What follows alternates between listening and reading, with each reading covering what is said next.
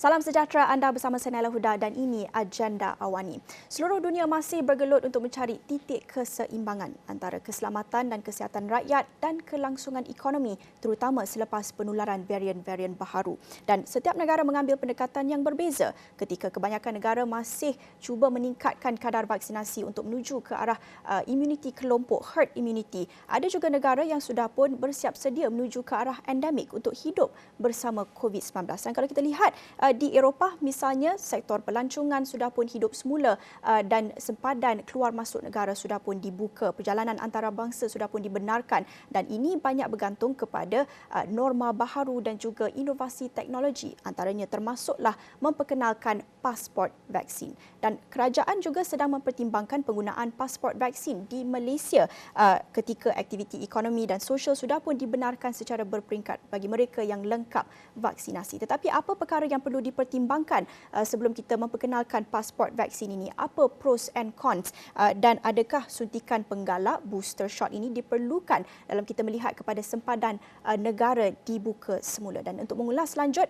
bersedia bersama saya dalam agenda Awani jam ini Muhammad Khairul Azwan Wahab, Ketua Hal Ehwal Penguatkuasaan Farma Niaga Berhad. Terima kasih Encik Khairul bersama saya dalam agenda Awani jam ini. Pandangan Encik Khairul, strategi menuju ke arah endemik ini, apa pros and cons dan apa yang perlu dipersiapkan? Okey, Cik Nela dan juga para penonton sekalian. So sebenarnya untuk menuju ke arah endemik ini, so ada beberapa perkara dan juga fasa yang perlu kita lalui. Okey, yang pertamanya sekarang kita berada di dalam fasa pandemik. Okey. So yang mana kita masih lagi dalam proses untuk menangani virus tersebut iaitu COVID-19. So apabila kita mencapai endemik ni nanti ialah di mana apabila situasi vaksinasi telah diberikan kepada semua penduduk, okey, apabila telah mencapai itu barulah kita akan berada dalam satu fasa yang dikatakan endemik, iaitu kita akan berada bersama dengan virus COVID-19 itu sendiri. Jadi selain daripada vaksinasi ini, kita juga harus mematuhi kepada SOP yang tertentu yang ditetapkan oleh pihak yang berkuasa semasa kita berada dalam fasa endemik. Maksudnya bukanlah kita boleh divaksin dan kita hidup seperti biasa tanpa perlu mematuhi apa-apa SOP. Jadi itu saya rasa dari segi persediaan, yang pertamanya ialah dari segi vaksinasi dan juga kita meneruskan SOP dan kita akan boleh hidup bersama virus COVID-19 ini dalam fasa endemik. Strategi menuju ke arah endemik ini banyak bergantung kepada kadar vaksinasi yang tinggi. Namun kita lihat kemunculan varian baharu seperti Delta ini memberi ancaman kepada proses pemulihan di seluruh dunia. Bagaimana Cik Khairul melihat keupayaan vaksin sedia ada sekarang untuk mencegah dan juga melindungi orang ramai daripada bahaya COVID-19 dan juga varian baharu? Okey, sebenarnya perkara utama yang perlu kita fahami ialah fungsi vaksin itu sendiri. Okey, yang mana vaksin ini berfungsi untuk mencegah jangkitan virus. Okey, maksudnya ia bukanlah digunakan untuk merawat penyakit COVID-19 itu. Okey, jadi apabila fungsi dari segi fungsi itu kita tahu adalah untuk mencegah penularan virus, maka di sini kita dapati vaksin sedia ada di negara kita ini mampu untuk mengawal penularan COVID-19 ini termasuk juga dengan varian yang baru ini. Kita lihat usaha untuk menuju ke arah endemik dan untuk hidup bersama COVID-19 itu sudah pun dimulakan secara berperingkat di Malaysia.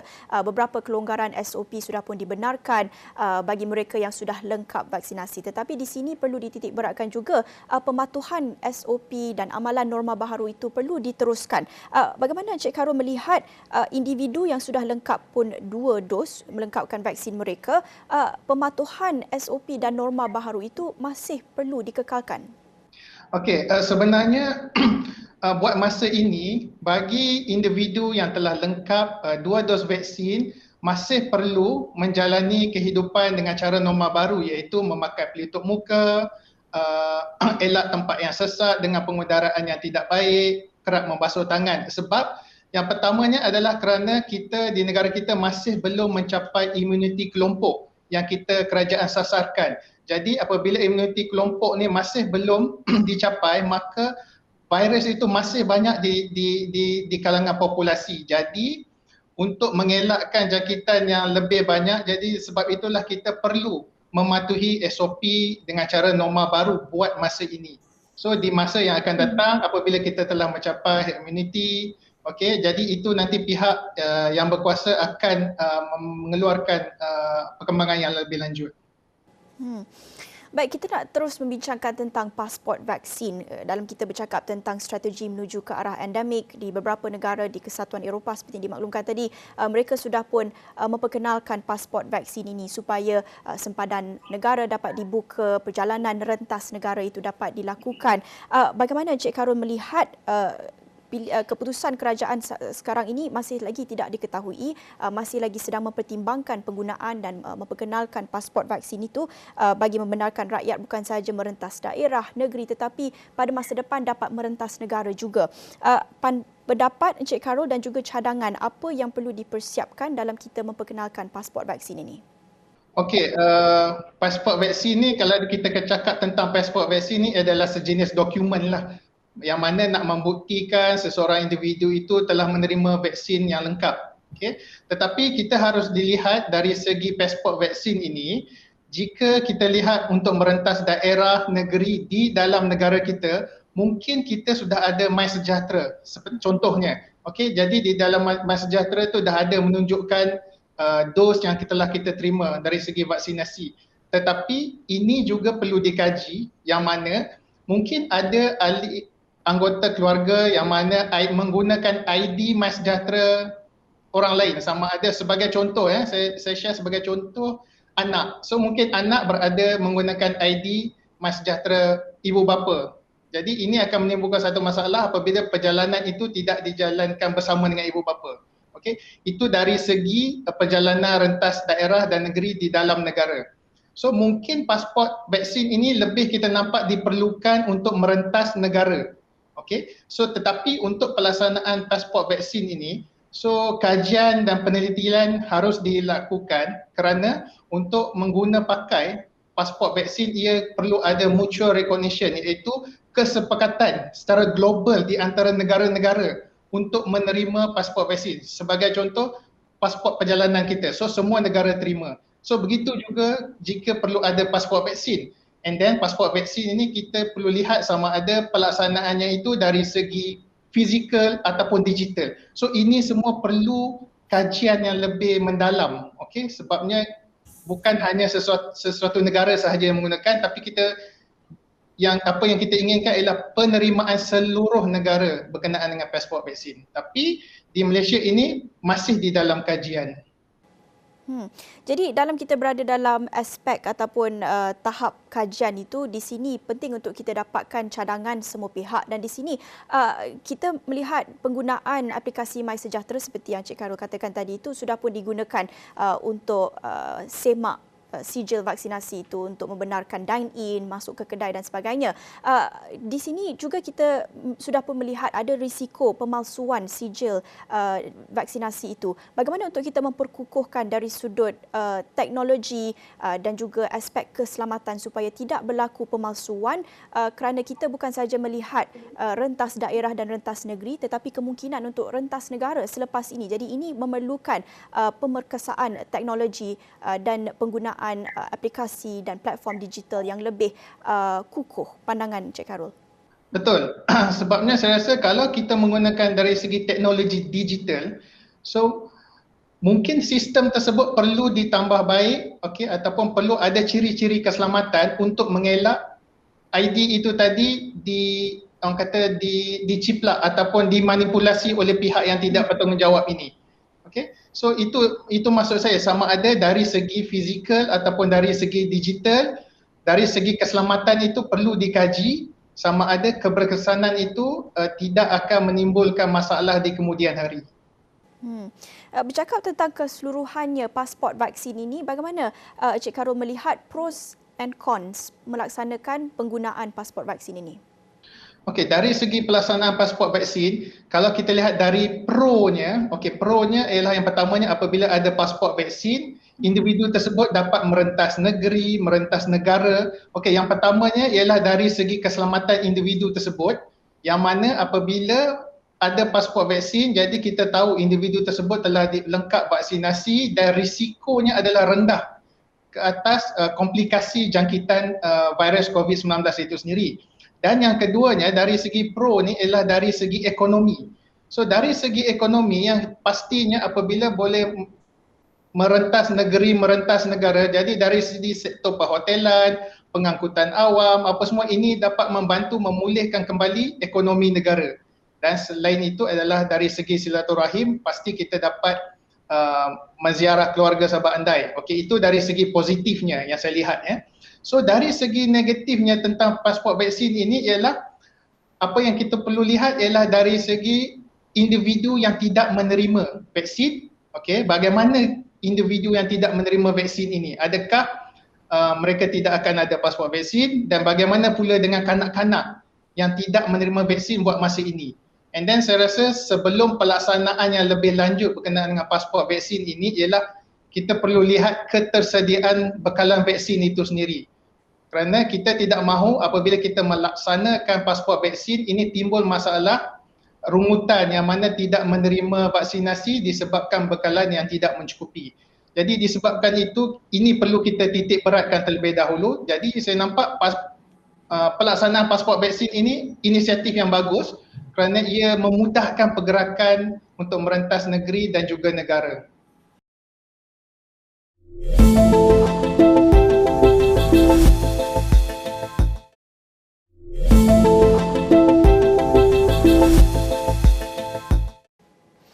Dan tadi Encik Khairul ada menyebut tentang aplikasi MySejahtera yang sudah pun digunakan untuk mempamerkan sijil vaksinasi itu pada tahap individu yang ingin merentas daerah dan merentas negeri. Tetapi kalau kita melihat penggunaan pasport vaksin itu sendiri, adakah Encik Khairul melihat sesuai untuk diguna pakai dalam aplikasi MySejahtera itu sendiri? Dan jika digunakan melalui aplikasi itu, apa cara-cara untuk menambah baik penggunaan sijil vaksinasi dalam aplikasi MySejahtera dan juga penggunaan vaksin pasport vaksin ini? Pada saya, kalau berkenaan dengan pasport vaksin, kalau kita lihat dalam bentuk MySejahtera ini, yang penting ialah kita harus kaji bagaimana individu seperti yang saya katakan tadi, contohnya anak-anak yang tidak memiliki ID MySejahtera, tidak mempunyai telefon, yang menggunakan pakai ibu bapa. So bagaimana anak-anak ini untuk melakukan perjalanan tanpa ibu bapa sekiranya pasport vaksin tadi berada di dalam ID MySejahtera ibu bapa sebagai contohnya. Okey, so dari di sini mungkin kita akan lihat mungkin pasport vaksin secara fizikal lebih sesuai kepada kanak-kanak yang tidak menerima vaksin ini berbanding dengan MySejahtera. Itu pada pandangan saya lah. Okey, dalam kita bercakap tentang perjalanan rentas negara ini memerlukan juga aspek keselamatan itu diperkukuhkan dan juga dapat dijamin kepada rakyat Malaysia. Apabila kita membenarkan sempadan keluar masuk negara itu dibuka, ini juga meningkatkan risiko kemasukan varian-varian baharu seperti Delta dan juga mungkin ada kemunculan varian-varian baharu pada masa akan datang. Di sini mungkin menimbulkan persoalan kemungkinan perlunya pemberian dos penggalak ataupun booster shot. Ini selepas kita melihat sempadan keluar masuk negara itu dibuka pada masa akan datang. Pandangan Cik Khairul, keperluan untuk pemberian booster shot ataupun suntikan penggalak ini dalam kita melihat pembukaan sempadan negara. Okey, berkenaan dengan booster dose ni ataupun dos penggalak ni, so kalau kita faham berkenaan dengan dos penggalak ni adalah dos tambahan yang diberikan kepada individu yang telah lengkap menerima vaksinasi, okey, yang telah menerima dos yang lengkap. Jadi kalau dari segi pemberian dos penggalak, so pihak kementerian sendiri sedang menjalankan kajian dengan data yang ada sama ada perlu ataupun tidak dos penggalak ini diberikan kepada mereka yang telah lengkap vaksinasi sebagai contohnya. Sebab apa yang penting sekarang ni ialah kita harus memastikan seramai mungkin populasi yang layak untuk menerima vaksin itu sendiri dari segi first dose, second dose. So saya rasa itu matlamat yang paling utama untuk kita capai. Okey, kita tidak mahu kita memberi dos penggalak kepada mereka yang telah menerima, tetapi kita melengahkan, mengabaikan mereka yang masih belum menerima dua dos lengkap ini. So itu pada pandangan saya. Tapi sekiranya berdasarkan kajian data yang ada, dos penggalak ini diperlukan di masa akan datang bagi memastikan perlindungan yang maksimum kepada seseorang individu, maka kita harus ambil dengan cadangan yang diberikan oleh Kementerian Kesihatan. Tetapi sekiranya didapati daripada kajian data yang ada cukup untuk 2 dos, maka saya rasa mungkin kita tidak memerlukan dos penggalak ini. Itu kita lihat pada tahap dalam negara, tetapi ini juga hebat diperdebatkan pada peringkat antarabangsa apabila kita melihat negara-negara maju sudah pun mula pemberian suntikan penggalak ataupun booster shot. Pada peringkat antarabangsa juga nak dapatkan pandangan Cik Khairul, kalau kita lihat daripada pandangan Pertubuhan Kesihatan Sedunia WHO, mereka mengatakan perkara yang sama. Objektif dan misi utama sekarang adalah untuk memastikan seramai mungkin populasi yang layak menerima vaksin, mereka diberikan suntikan vaksin dahulu sebelum diberikan suntikan penggalak ataupun booster shot. Pandangan Encik Khairul, pada tahap antarabangsa global juga, pengedaran vaksin itu penting untuk sama rata, untuk disamaratakan bagi setiap negara. Tidak ada perbezaan yang begitu besar, jurang yang begitu besar antara negara maju dan negara-negara miskin.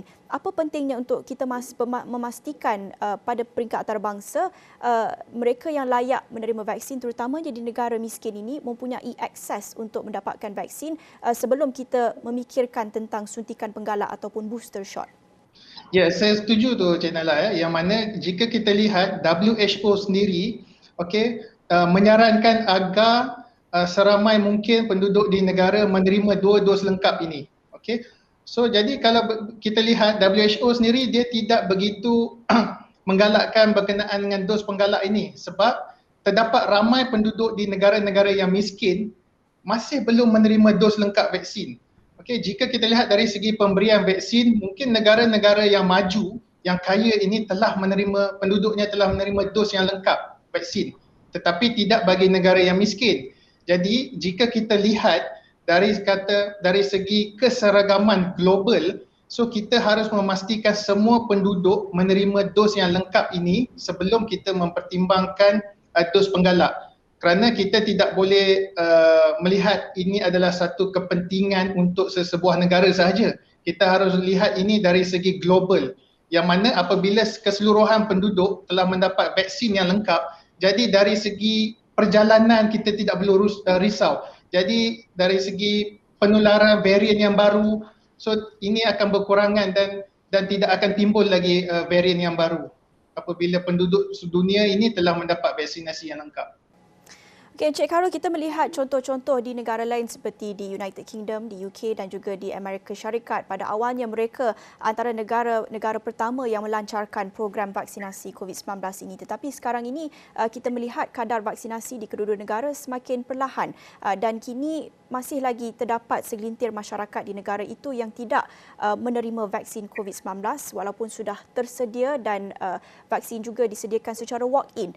Dan ini mungkin situasi yang akan berlaku di negara lain, mungkin juga di Malaysia. Pandangan Cik Khairul, apa pesanan yang ingin Cik Khairul sampaikan kepada mereka yang masih sedikit ragu-ragu dengan keberkesanan vaksin COVID-19 dan apa pentingnya untuk mereka dapatkan vaksin COVID-19?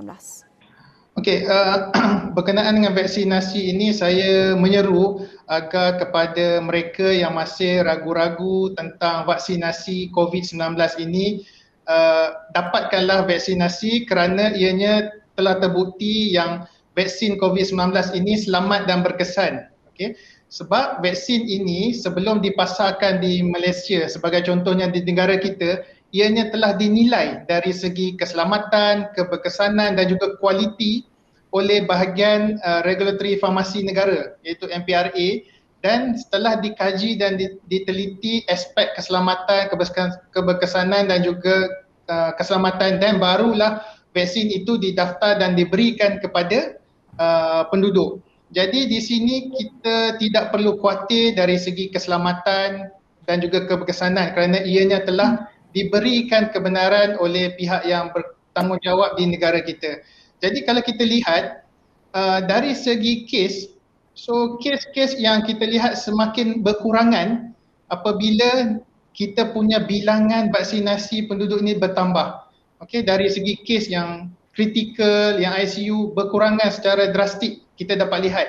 Okey, sebabnya vaksinasi program ini. So vaksinasi program ini berkesan dan ia membuahkan hasil lah inisiatif yang dibuat oleh kerajaan menerusi program vaksinasi. Jadi saya menyarankan agar demi keselamatan diri, keluarga dan masyarakat ambillah vaksin COVID-19 ni tanpa ragu-ragu. Encik Karol, sekiranya kita nak melihat langkah ke hadapan dan apabila sudah pun mencapai imuniti kelompok, herd immunity dan juga kemungkinan keperluan untuk memberikan suntikan penggalak atau booster shot, pandangan Encik Karol, apa jaminan bekalan vaksin dalam negara untuk kita mempertimbangkan pelbagai perkara selepas ini, kemungkinan pembukaan sempadan negara dan juga pemberian suntikan booster itu? Berkenaan dengan bekalan vaksin, jadi itu yang kita lihat, negara kita ada pengeluar vaksin, contohnya di negara kita. So kita ada kilang pengeluaran vaksin COVID-19 di Pharmaniaga. Jadi ini dalam memastikan bekalan kepada rakyat Malaysia khususnya mendapat ketersediaan bekalan vaksin itu sendiri. Dan selain yang kita import daripada luar, kita nak memastikan bekalan ini mencukupi sama ada dari segi fasa pemberian dos, 2 dos lengkap mahupun dos penggalak di kemudian itu nanti. Jadi dari segi ketersediaan bekalan vaksin ini kita ada import dan juga yang dibuat secara lokal oleh Pharmaniaga. Okey, baik, terima kasih. Itu tadi Encik Muhammad Khairul Azwan Wahab, Ketua Hal Ehwal Penguatkuasaan Pharmaniaga Berhad, sedikit sebanyak kongsikan tentang pandangan menuju ke arah endemik, apa strategi negara dalam kita memperkenalkan pasport vaksin. Itu antara perkara yang mungkin boleh membantu negara mencari titik keseimbangan antara keselamatan dan kesihatan rakyat dan juga kelangsungan ekonomi dan pembukaan aktiviti sosial dan ekonomi. Itu saja masa yang kita ada dalam agenda Awani jam ini bersama saya Nala Huda. Salam hormat.